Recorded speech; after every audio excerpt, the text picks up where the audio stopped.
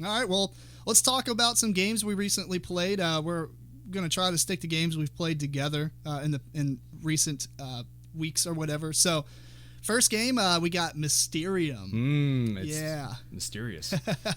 So, for those who haven't played Mysterium, which I'm going to imagine is very few at this point in time, but basically it's a game where one person is playing the ghost and he's been killed.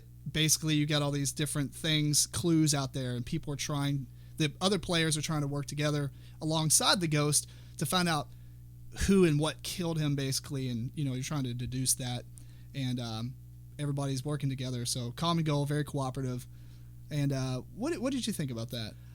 What, the cooperation, or game in general? Yeah, well, let's just start with the mechanisms of what's happening. Okay. Like, what's your likes and dislikes on that? I don't know. It's I do like cooperative games. It's a social game, not so much for the person playing the ghost because they can't talk or give a lot of hints on things like that. I do like their Raven ability where they can reset some cards. Although we did, I don't know if we're breaking the game or not with handing a stack of cards with one card facing, obviously showing that only pay attention to this one card. We didn't see anything in the rule book about it, but yeah, it is good to note that we only played this game a few times so far, and yeah, you're right. Like the ghost would hand us, like, if he could hand us 4 cards, he would just be dumping lots of cards, and the best ones are on top. And I don't know, like I think that's something you can kind of discuss outside the game and then bring it into the later games, and it's kind of like maybe it does kind of cheapen the effect of the game for your group or whatever, or maybe you enjoy it. But yeah, it probably is maybe a little bit of a cheesy thing to do, but how cheesy can you be in a cooperative game, I guess? That's true. Yeah, I will say the game is gorgeous.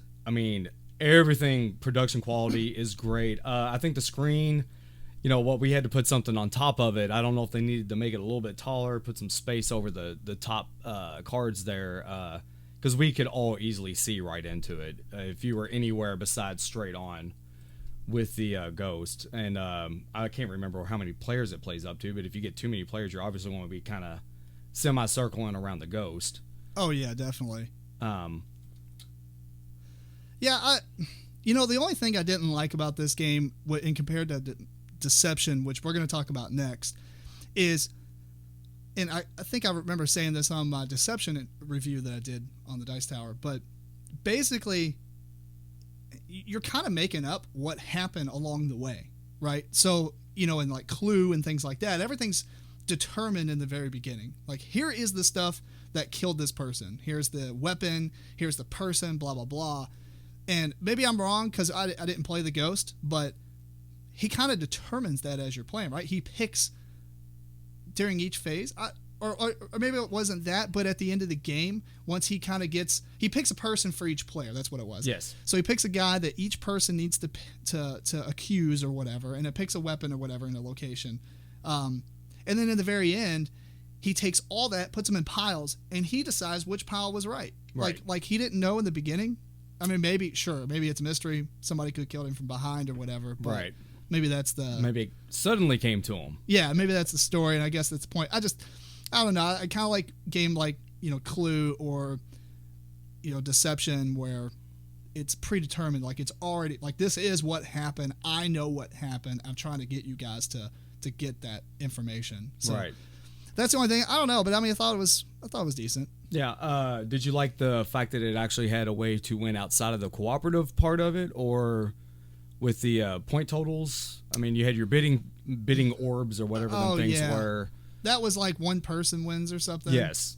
Yeah, once you win as a group, then it determines a clear-cut winner at the end of it, if you want to play with that or not. But yeah, I think that's the one thing people were talking about was the in the American published version. Right. And then I guess the European one, it didn't have any of that. So. Supposedly, yes.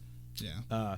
It is due noting, though, the presentation that they did at Gen Con was out of this world. Yeah, it definitely is a game. You turn down the lights, you get in a room where it's real dark, and you get this creepy vibe going. Right. Sure. Yeah, it's going to bring a lot to the game.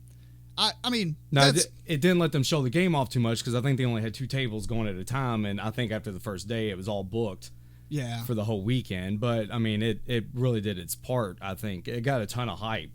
Yeah, and for those of you listening, that was Gen Con in 2015. Yeah, so a little bit ago, but it was a cool. It definitely grabbed attention, grabbed eyes, got people over to demo it. Worthy of hype? Worthy of hype?